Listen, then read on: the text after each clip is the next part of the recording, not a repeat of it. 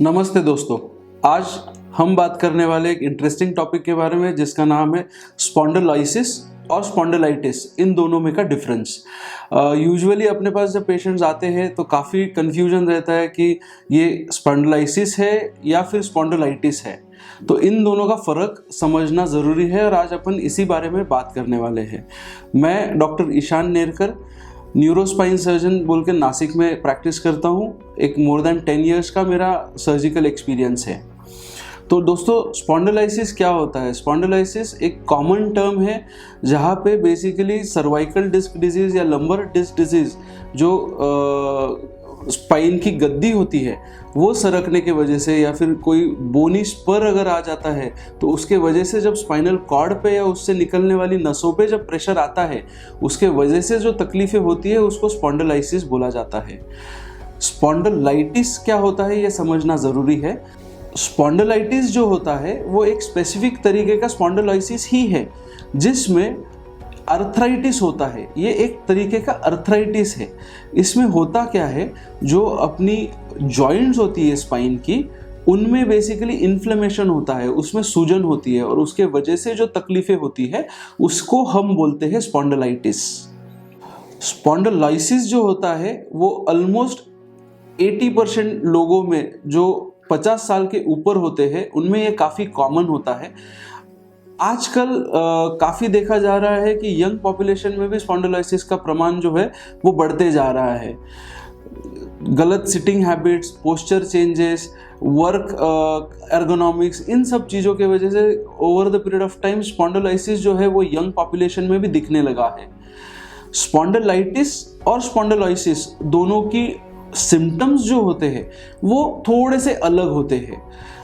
Spondylosis में सबसे common चीज़ होती है कि हाथों पैरों में मूंगी आना, हाथों पैरों में नमनेस होना, हाथों पैरों में ताकत कम होना, रेडिएटिंग शार्प शूटिंग पेन जो होता है वो कॉमन होता है स्पॉन्डिलोसिस में।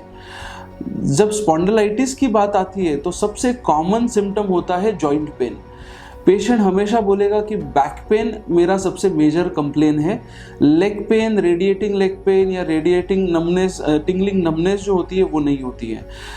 जबकि स्पॉन्डिलोसिस में मेजर कंप्लेन रहेगा पेशेंट का कि हाथों पैरों में मूंगी ज़्यादा आती है, हाथों पैरों में झुंझुनाहट होती है, हाथों पैरों में चलने में दिक्कत आती है, रेडिएटिंग पेन हो रहा है। ये सब कॉमन चीज़ें हैं स्पॉन्डिलोसिस में। अब बात करते हैं डायग्नोसिस की। दोनों स्पॉन्डिलाइसिस और स्पॉन्डिलाइटिस में डायग्नोसिस का क्या डिफरेंस होता है। दोनों चीज़ों में यदि स्पॉन्डिलाइटिस हो या स्पॉन्डिलोसिस हो, पेशेंट की कंप्लेंट्स और पेशेंट की फिजिकल एग्जामिनेशन बहुत इंपॉर्टेंट होती है। स्पॉन्डिलाइसिस की ट्रीटमेंट में सबसे इम्पॉर्टेंट डायग्नोसिस जो होता है वो रेडियोलॉजिकल डायग्नोसिस होता है। एमआरआई पे अपने को पता चलता है कि डिस्क बाहर निकली हुई है या फिर बोनी स्पर डेवलप हुआ है, नस जो निकल रही है वो कितना दबा हुआ है, ये सब चीज़ें जो होती है वो एमआरआई पे डायग्नोज होती है। जबकि जब स्पॉन्डिलाइटिस की बात आती है तो स्पॉन्डिलाइटिस का डायग्नोसिस जो है वो ब्लड टेस्ट के ऊपर से होता है। कॉमनेस्ट जो है वो अनकलाइजिंग स्पॉन्डिलाइटिस है जिसके लिए HLA-B27 नामक टेस्ट की जाती है। इसकी टेस्ट अगर पॉजिटिव है तो उस हिसाब से अपने को ट्रीटमेंट चालू करना पड़ता है। अब बात करते हैं ट्रीटमेंट में क्या डिफरेंस है स्पॉन्डिलोसिस और स्पॉन्डिलाइटिस के बारे में। जब ट्रीटमेंट की बात आती है, स्पॉन्डिलोसिस की ट्रीटमेंट जो होती है वो 4 हिस्सों में बटी होती है।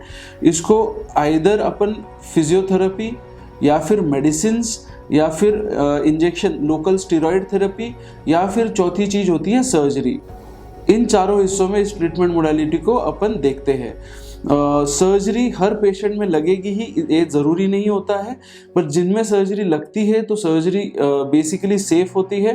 100% पेशेंट को सिम्टम्स जो होते हैं दे गेट रिलीव्ड। उनकी 101% जो पेन है, जो वॉकिंग डिफ़िकल्टीज़ है वो पोस्ट सर्जरी सेटल होती है।